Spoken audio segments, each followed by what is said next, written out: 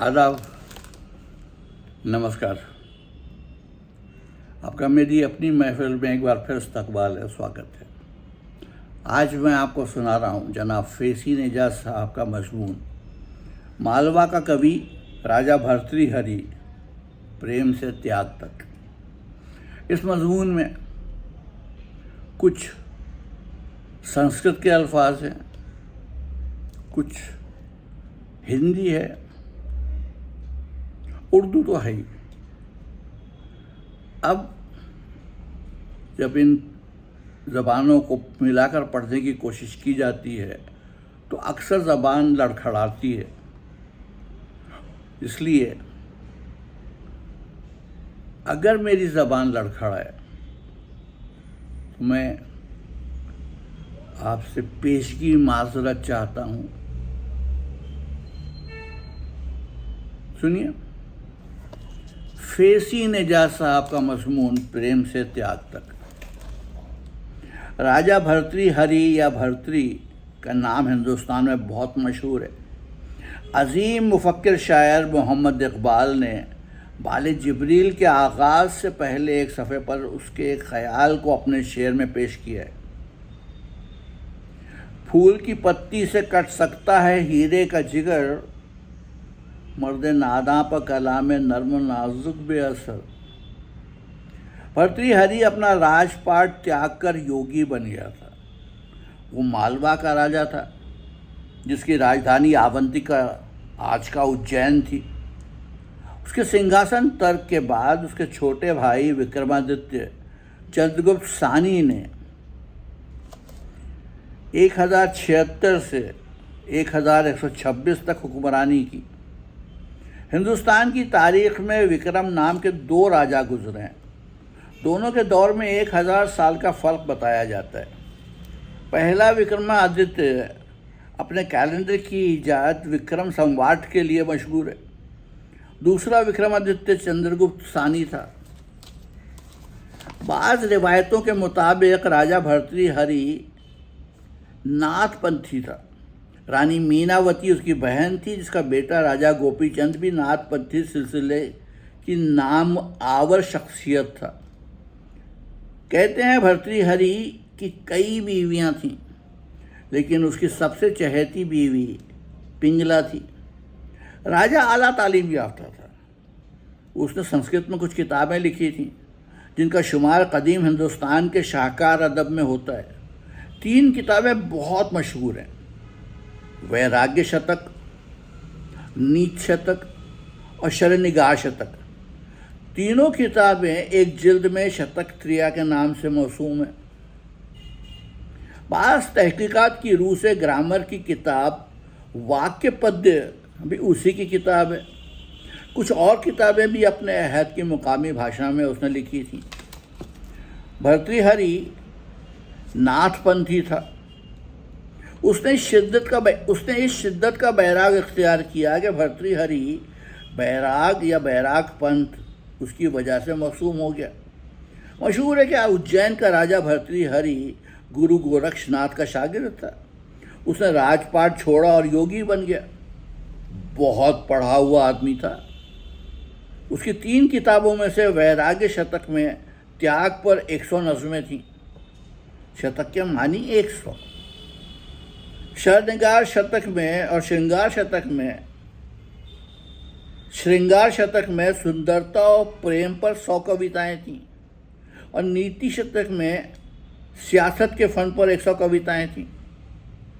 उसके तर्क के सिंहासन के बारे में, यानी कैसे और क्यों उसने दुनिया त्याग दी, 3 अलग अलग किस्से पाए जाते हैं। किसी किस्से में यह काम उसने गुरु गोरक्षनाथ के ज़ेरे असर किया, किसी में गुरु बिना। कहीं वो नाथ सिद्धों में से एक सिद्ध विकारनाथ बताया गया है। गौतम बुद्ध के ज़माने से उसके तर्क की कहानी पाई जाती है, यानी भर्तृहरि की तारीख़ी माखज़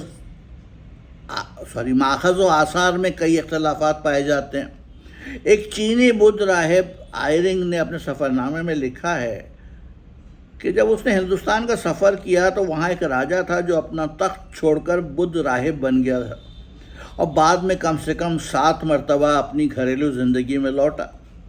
मौर्य राजा भर्तृहरि को 10वीं-11वीं सदी में नमूदार बताते हैं। लिहाजा ये मुमकिन है कि वो अपने पंथ का बानी ना रहा हो, बल्कि उसके बाद इस पंथ को उसके नाम से मौसूम कर दिया गया हो।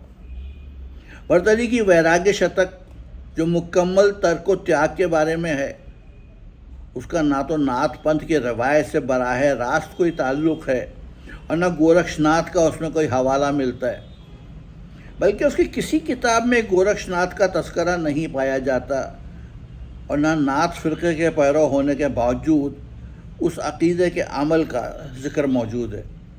भर्तृहरि नाथपंथी था, ये ख्याल अहद मुतवस्सित में ज़ाहिर हुआ। कबीर और गुरु नानक की बानियों में उसका ज़िक्र नाथ योगी के तौर पर आया है, जो गोरक्षनाथ का मोतक़द था। सिर्फ उसकी वैराग्य शतक में ऐसी ज़िंदगी के जानिब बिलावास्ता हवाले मिलते हैं जो नाथ जोगियों के जीवन के तर्ज पर गुजारी जाती हैं।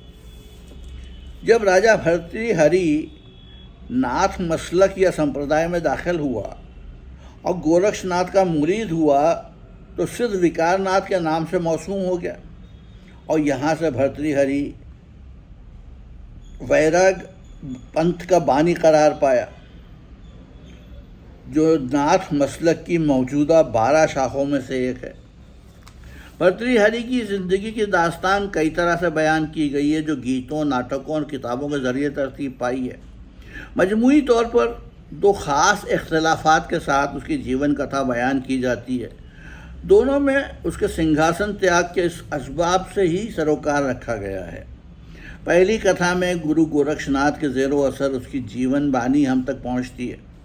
दूसरी कहानी इससे अलग है और वो भी 2 तज़ाद के साथ। एक में भर्तृहरि और गोरक्षनाथ के ताल्लुक़ का जिक्र आता है और दूसरी इस जिक्र से बिल्कुल खाली है। अव्वल किस्सा जो लोक गायकों और योगियों की बानियों से मरतब हुआ है 2 हिस्सों में मुनक़सिम है। उनमें से पहली रिवायत वो है जब गोरक्षनाथ भर्तृहरि से जंगल में मिलता है।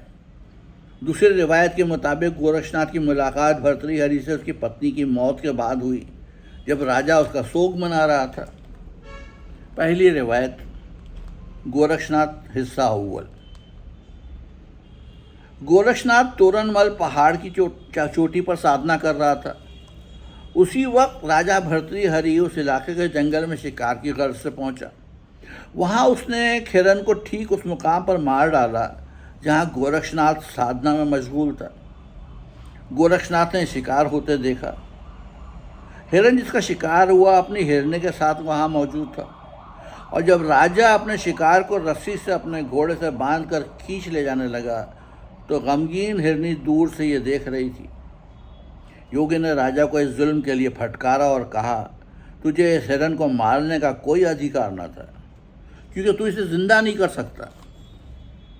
योगी की झिड़की सुनकर राजा ने उससे हुज्जत शुरू कर दी।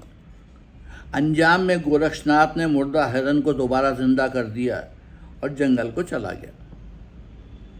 राजा भर्तृहरि इस बात से इस कदर मुतासिर हुआ कि उसने दुनिया को तर्क करने की ख्वाहिश का इज़हार किया और योगी से इल्तिजा की कि वो उसे अपना मुरीद बना ले। गोरक्षनाथ ने कहा, पहले तू अपने महल जा और अपनी बीवी से इस बात की इजाज़त ले। इस सुझाव के बाद दोनों जुदा हो गए।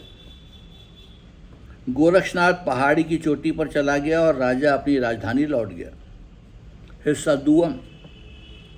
इनमें अव्वल रिवायत के मुताबिक भर्तृहरि मालवा का राजा था, जिसकी राजधानी उज्जैन थी। राजा ज़हीन और ताकतवर था। कहा जाता है उसकी 1000 बीवियाँ थीं।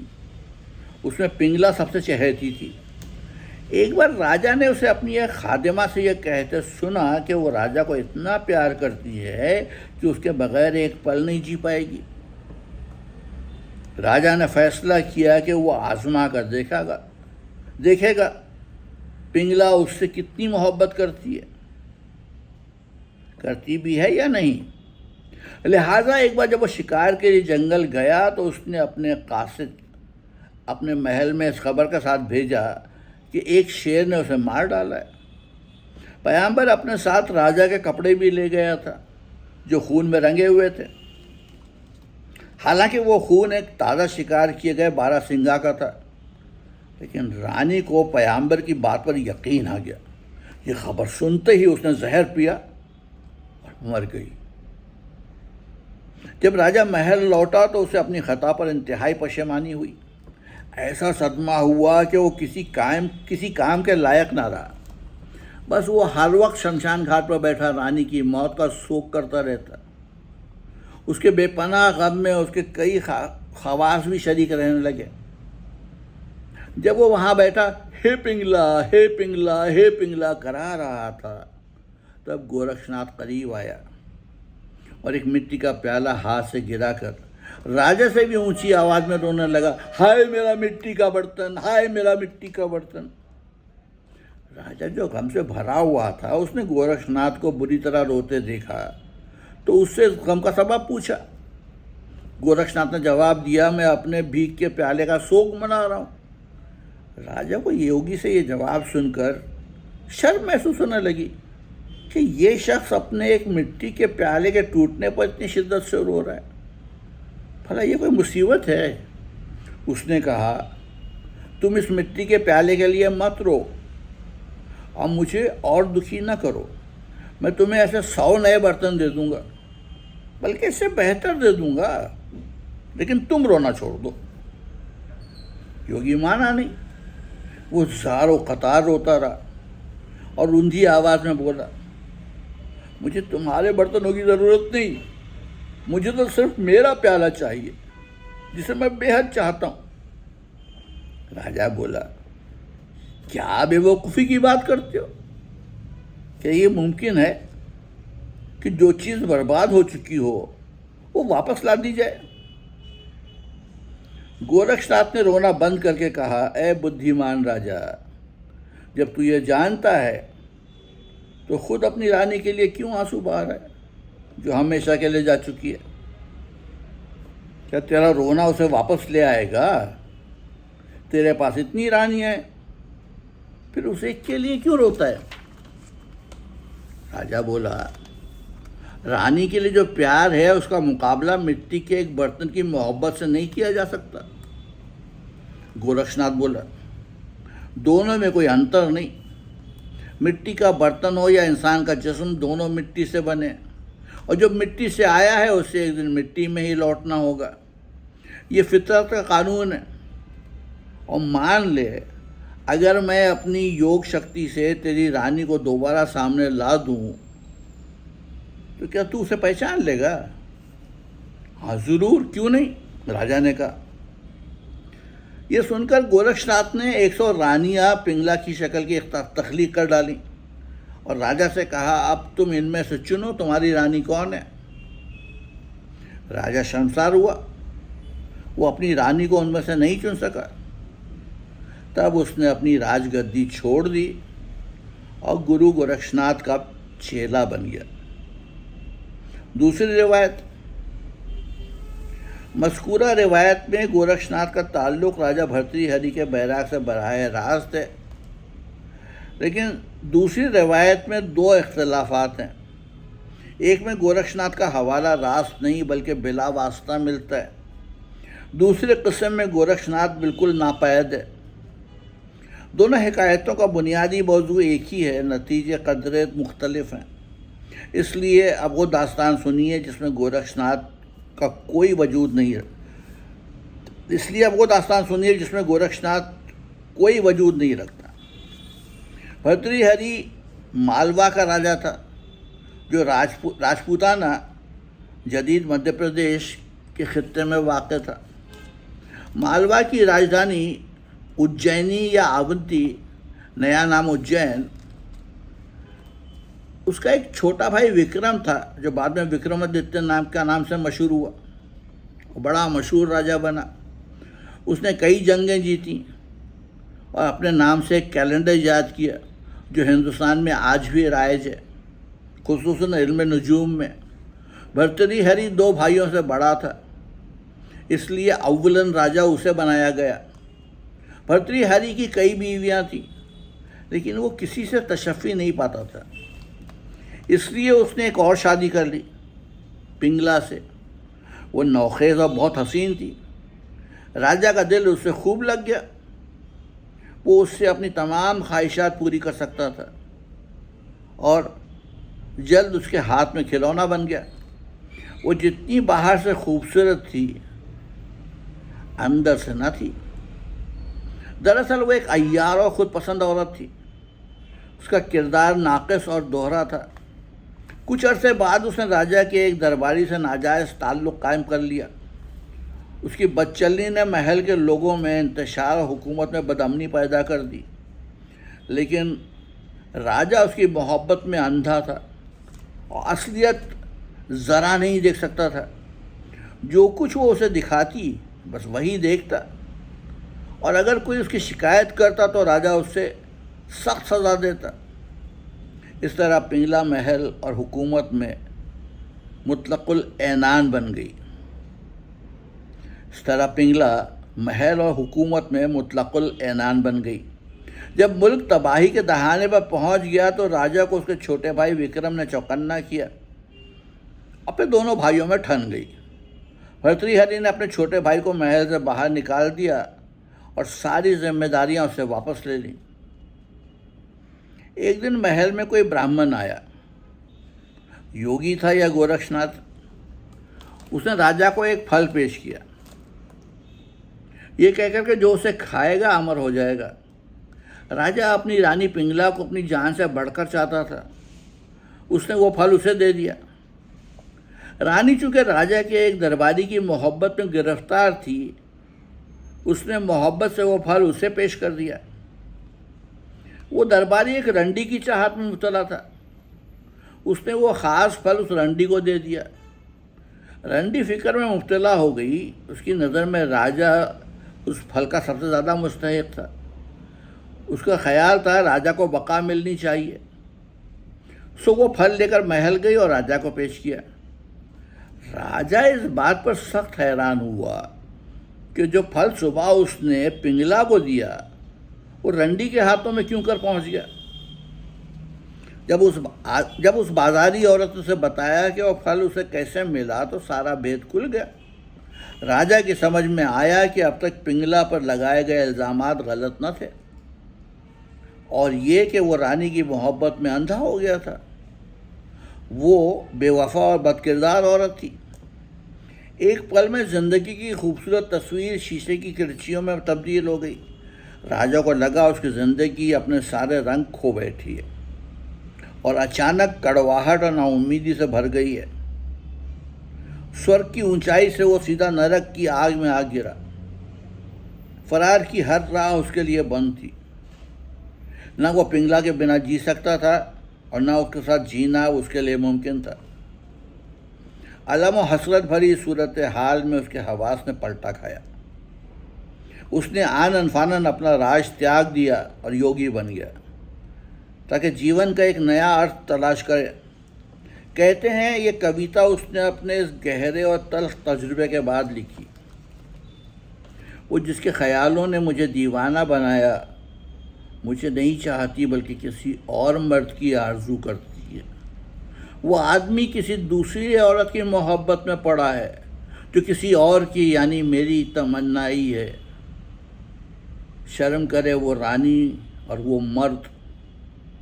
लानत उस आशिक पर, सब प्रीत और संबंध पर, उस रंडी पर और मुझ पर। नीति शतक, वैराग्य शतक, कम से कम एक कविता देखिए कितनी मानी खेज है। खाने के लिए मुयस्सर आता है दिन में एक बार बेजायका खाना। भीख मांगने के बाद बिच्छू ने की खाने के लिए मुयस्सर आता है दिन में एक बार बेजायका खाना। भीख मांगने के बाद बिछौने की जगह मिलती है ज़मीन और मेरा अपना बदन है मेरा खिदमतगार। लिबास की बजाय है एक कंबल सैकड़ों नमदों से बना हुआ और अफसोस इसके बावजूद हिस्सी ख्वाहिशात मेरा पीछा नहीं छोड़ती। इस कविता से जुड़ी एक कहानी नाथ योगियों में गर्दिश करती है। भर्तृहरि एक राह से गुजर रहा था। शाम का वक्त था। अंधेरा आहिस्ता आहिस्ता बढ़ा आ रहा था। अचानक उसने देखा रास्ते पर कोई चीज़ हीरे की तरह चमक रही है। वो वहाँ से गुजर गया और चलता रहा। फिर उसके दिमाग में ख्यालात की जंग शुरू हो गई। वो अगर हीरा था तो यकीनन बहुत कीमती रहा होगा और उसकी बदौलत में अपनी ज़िंदगी की कई चीज़ें हासिल कर सकता हूँ। लेकिन योगी के लिए पत्थर और सोना एक बराबर है। और जब मैंने राजपाट छोड़ दिया तो इन बातों के पीछे क्यों पड़ूं? लेकिन एक अच्छा मौका है, इसे तू छोड़ता क्यों है? शायद ये तेरे लिए भगवान का तोहफा हो। ख्वाहिश और तजस्सुस से वो लौट आया और उस चीज़ को उठा लिया। जो चीज़ उसे हीरा दिखाई दे रही थी वो किसी के चबाकर फेंके हुए निवाले में खाने का कोई टुकड़ा था। राजा भर्तृहरि को अफसोस हुआ, ये उसने क्या किया। 1100 साल कबल एक शूद्र औरत से जन्मा राजा माफ़ कीजिएगा 1100 साल कबल एक शूद्र औरत से जन्मा राजा भर्तृहरि एक ऐसा मंझा हुआ इंसान और दानव और बीना शायर था जिसकी मिसाल नहीं मिलती। इश्क उसकी ज़िंदगी का एक तजुर्बा था जिसने उसे बैराग और त्याग तक पहुंचा दिया। भोग और संभोग के अलावा भी दुनिया के अनगिनत गहरे मुशाहदात उसकी शायरी में जलवागर हैं। यहाँ हम सिर्फ अपने मौजू से वाबस्ता श्रृंगार शतक से उसकी चंद नज़में पेश कर रहे हैं। उसका चेहरा चांद नहीं है, ना उसकी आंखें जुड़वां कंवल हैं। उसकी बाहें खालिस सोने से नहीं बनी हैं। वो गोश्त और इस्तक़वा का मजमुआ है। शायरों ने सिर्फ झूठ कहा है, लेकिन हम उस हसीना को चाहते हैं। हम झूठ का यकीन करते हैं। नज़ारों में सबसे अरफा कौन है? एक आहू चश्म हसीना का चेहरा जो मोहब्बत से खुश दिखाई दे। खुशबुओं में उसके सांस की महकास, आवाज़ों में उसकी आवाज़ गुफ्तार। खुशबुओं में उसके सांस की महकास, आवाज़ों में उसकी आवाज़ गुफ्तार। जायकों में उसके गुंचा सिफत लबों का शहद, बनावट में उसका तने गुदाज। आशिक की निगाह तवज्जो से ज़्यादा कीमती और क्या है? आशिक की निगाह तवज्जो से ज़्यादा कीमती और क्या है? शबाब खिलने के वक्त माशूक का मोहब्बत में इंतशार ख़याल पैदा करना। उसके बालों में सफ़ेद चमेली, उसके चेहरे की नीम खाबीदा झलक। संदल में ज़ाफ़रान मिला हुआ उसके दिलकश जिस्म पर गुनाह पर उकसाने का कमज़ोर बहाना लिए उसका सीना एक बहिश्त है गोया सबसे ऊंचे मुकाम पर। एक आरिस चाँद का रकीब, आँखें कंवल के फूलों का मजाक उड़ाती, रंगत सोने की चमक को गहनाती, घनेरी जुल्फ़ें शहद की स्याह मक्खियों को शर्माती, पिस्तान हाथी के उभरे हिस्सों की मानिंद उभरवा कूल्हे नुमा। पिस्तान हाथी के उभरे हुए हिस्सों की मानिंद उभरवा कूल्हे नुमाया। एक आवाज़ मशहूर कुन और सहज। दोशीदाओं में आराइश फितरी ही होती है। माफ़ कीजिएगा, इसमें श्रृंगार रस को मैंने गलत कहा है। श्रृंगार जो भी शतक है, और भी काफ़ी गलतियाँ हुई हैं।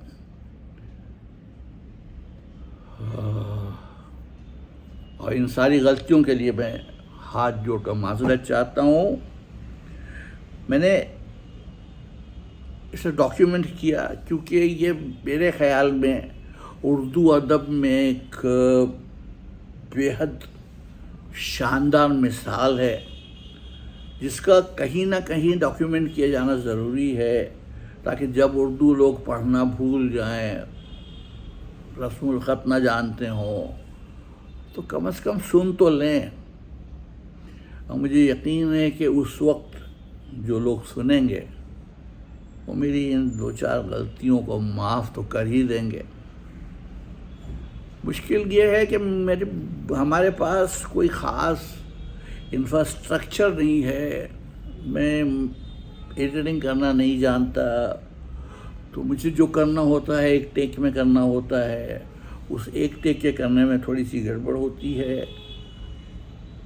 फैसी नेजा साहब, मैं आपसे माजरत खा हूँ, अपनी माफ़ी, अपने गुनाह के लिए, अपनी जो गलतियाँ हैं गलतियों के लिए माफ़ी चाहता हूँ। माफ़ कीजिए, इंशाअल्लाह फिर आगे देखते हैं।